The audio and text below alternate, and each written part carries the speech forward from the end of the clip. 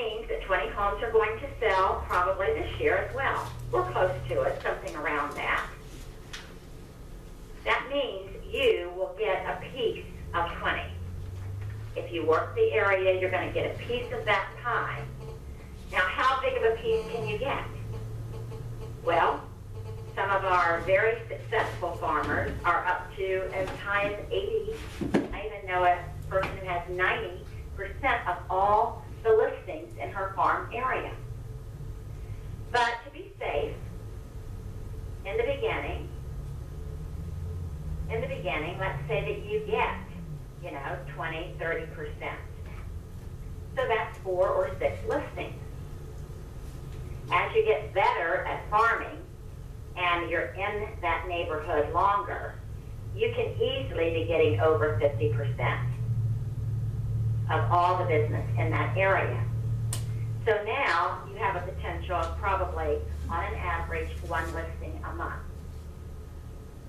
If you want to increase those odds, there's several ways to do it.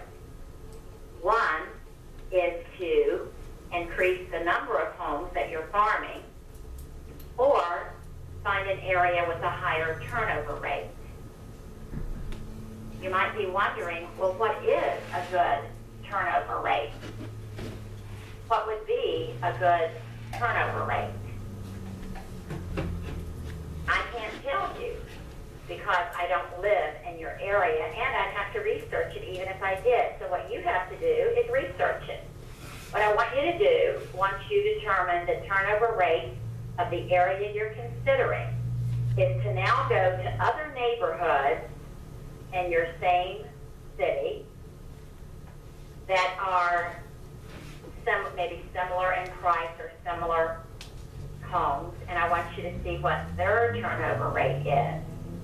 If their turnover rate is 20% or 30%, then maybe you should look at those neighborhoods instead, because you're going to triple the amount of business that you get when you do.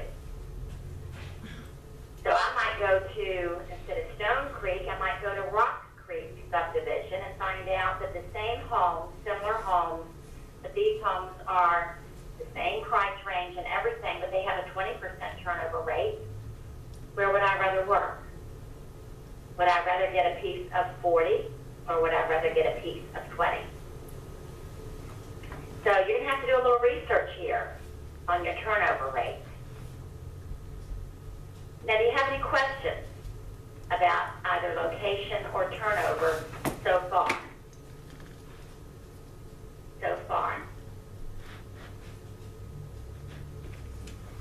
Ross, are we still good to go? We are all good. It does look like we have one hand up from Stan. Yeah, I can hardly hear you for some reason. You're like very, very faint. Is that right? Yeah, I mean, like really faint. Everything's normal on my end. Really? Sure. Well, you know what? I want to get Don's question here in a minute, but before I do, would the rest of you raise your hand if you're finding him to be very faint? We can hardly hear him. Or is it just me hearing that? Okay, well, you must be okay for everybody else. We are having a thunderstorm here, so maybe that's the problem. But I'm assuming everybody can hear me. Operator error. Yeah, I can hear you just fine. All right, Don, you have a question. Yes. I missed the formula to calculate rate. Could you please repeat it? Okay. Now, see, Ross, I can hardly hear her. So, I have on a headset, and there's been a lot of static, and we've had some kind of major lightning here. Maybe it's not working very well. I'm going to take that off and try. Don, just wait a minute. I'll try you again here differently. Okay. Tell me now. Hello, can you hear me now? Yes, I can hear you fine now. Thank you. Thanks, Tony. I missed the formula to calculate the turnover rate. Could you please repeat that? Oh, yes. All right, turnover rate. You find out how many houses are in the neighborhood that you're considering. Yeah. Okay.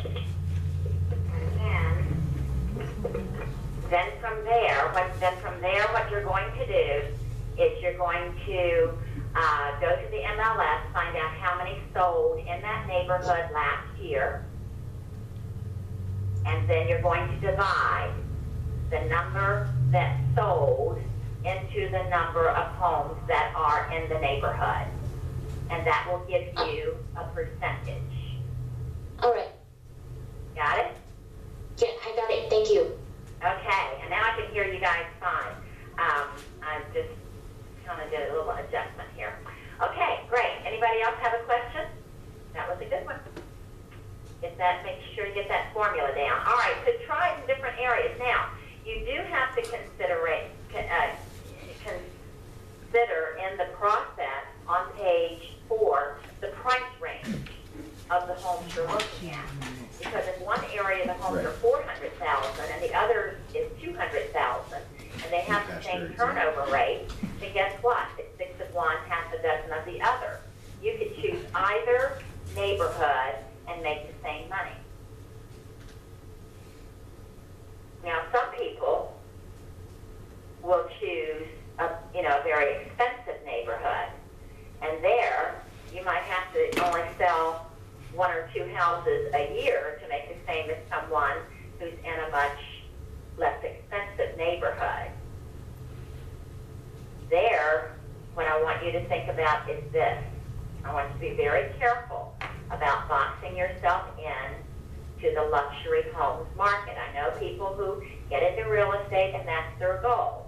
And it might be something to strive for, but I have a little bit different take on it. And I never had any real desire to be in that marketplace, but even had I would not have boxed myself into it. I would never have chosen that to be my area to farm. Because here's what happens. When you box yourself into that high-end luxury market, that is the market that is the first to fall when things get tight. When interest rates start to go up, when the economy starts to plummet, when and if houses ever start to depreciate again, hopefully never, but if, that will be the first market to start hurting. It'll be the first one to drop, it'll drop the hardest, and it'll be the last one to come back.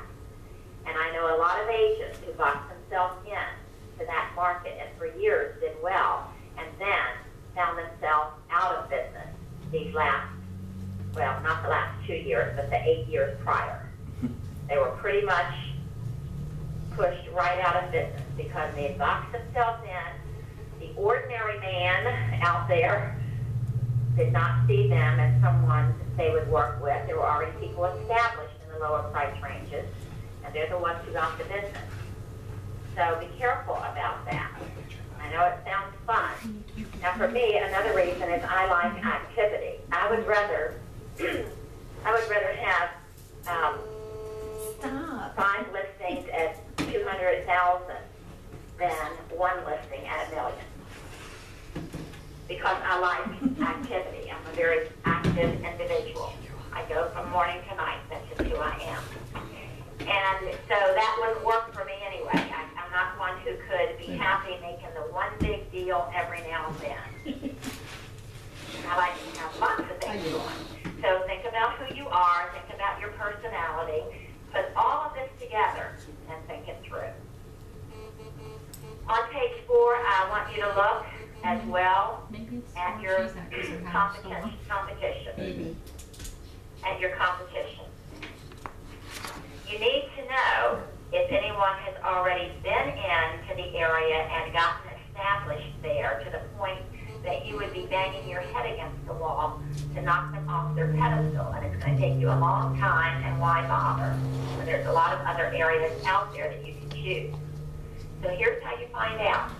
Go back to the multiple listings, and now the 20 homes that sold, or whatever it was, I want you to go down and look at the name of the listing agent. Not company, listing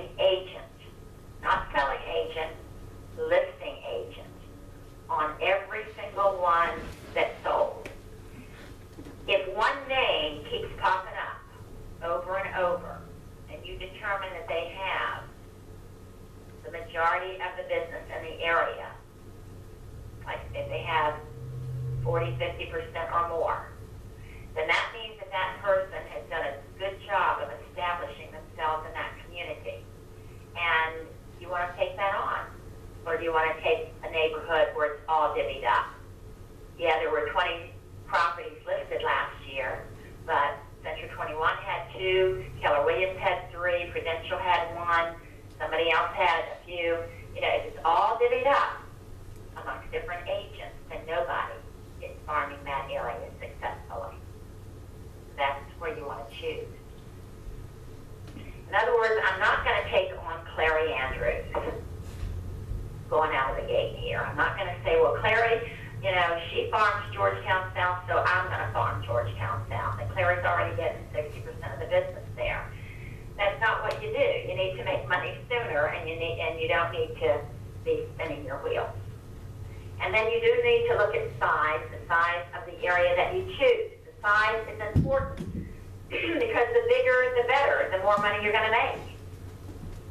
Getting a piece of, you know, what comes from 200 homes versus 500 homes is going to be a big difference in your income, isn't it? Now start out with what you can handle. With what you can handle. We feel that a workable size is 300 to 500 homes. Don't bite off 500 in one fell swoop.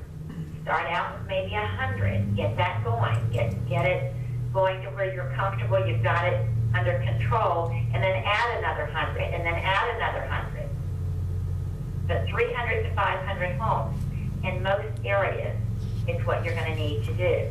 Now, I've had people say, well, we don't have any like tract housing or subdivisions that have that many homes in it. No problem. You need to then do multiple areas so that it adds up.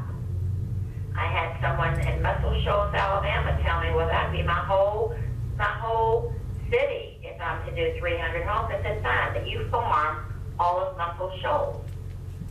Because if you want to make the money, you're going to have to farm the numbers. 300 to 500 homes. When I started in real estate, I started out selling. I did it wrong. Remember, I just sold my little heart out. And until Clary Andrews told me I was doing it wrong. And I switched gears and I wanted to become predominantly a listing agent. Now, the years that I sold, because I was young, I wound up with young customers. And I was selling nearly every home that I sold was a Georgetown South townhouse. A Georgetown South townhouse is where everybody started out. They were cute, they were fairly new, they had little picket fences. Picture little, like, Swiss Village townhouses with little picket fences. They were cute. All the young people wanted to live there. Investors liked them too because they rented them to young people who could not afford to buy them. And so that was where I'd been working. So when Clary told me that I had to become a listing agent, and I started thinking about how she had pretty much dominated an area. So I kind of watched and thought about what she might be doing to do that, and I decided that I was going to take on Georgetown South as my area of specialty, my farm area. Thought it made sense because a lot of those people were already starting to want to sell those and buy something bigger. So I decided to farm Georgetown South, and then when I had buyers, I could sell my own listing and make what I call a double bubble, a double commission. Get the listing end and the selling end of the transaction.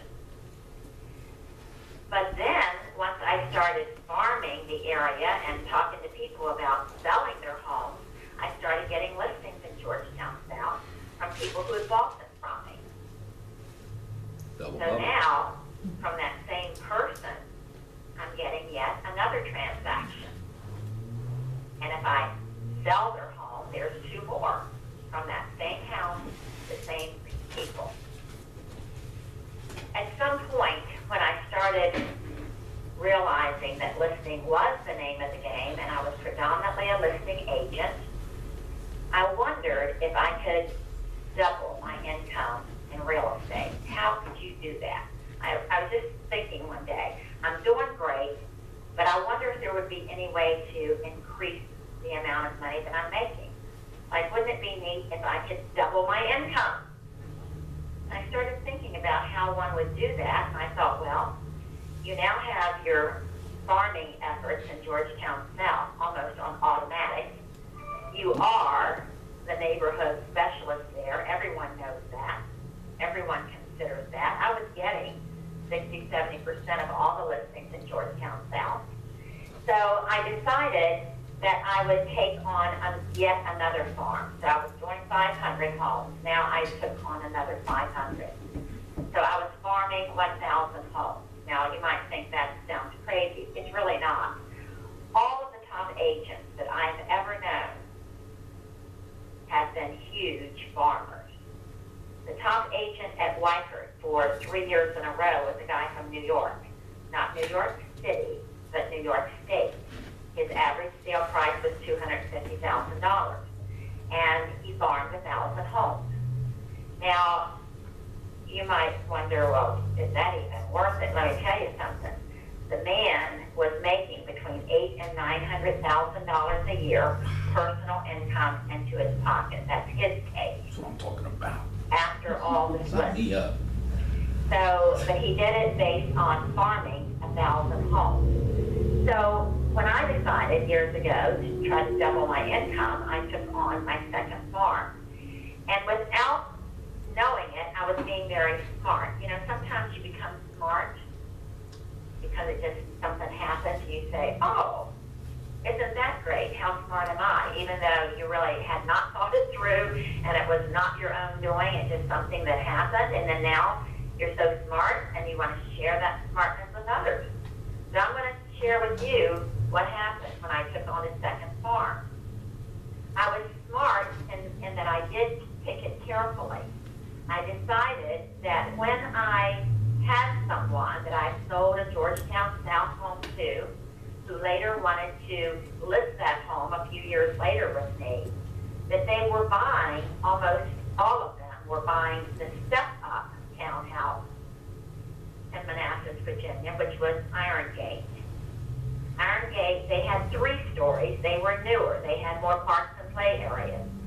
They were nicer townhouses than Georgetown South. So most of my Georgetown South buyers, who later became sellers, wanted to move to Iron Gate. So I was smart when I thought, well, gee, I should choose Iron Gate because that's where they want to go. So without even thinking it through, now what could happen, and it did happen, not every single time, but lots of times, is I had sold someone a Georgetown South home to begin with in the early days of selling. There's a transaction. But then I became a listing agent and I started working with other people who I would sell my own listing to in Georgetown South. Let's take that couple. Let's call them the Smiths. So the Smiths buy my listing in Georgetown South. That's 2 transactions, right? But the Johnsons are the ones who listed it with me. And they've got to go somewhere. So guess what? Guess where they're going? They're going to Iron Gate and hopefully buying my listing in Iron Gate. It can happen. There's 4 transactions on one situation.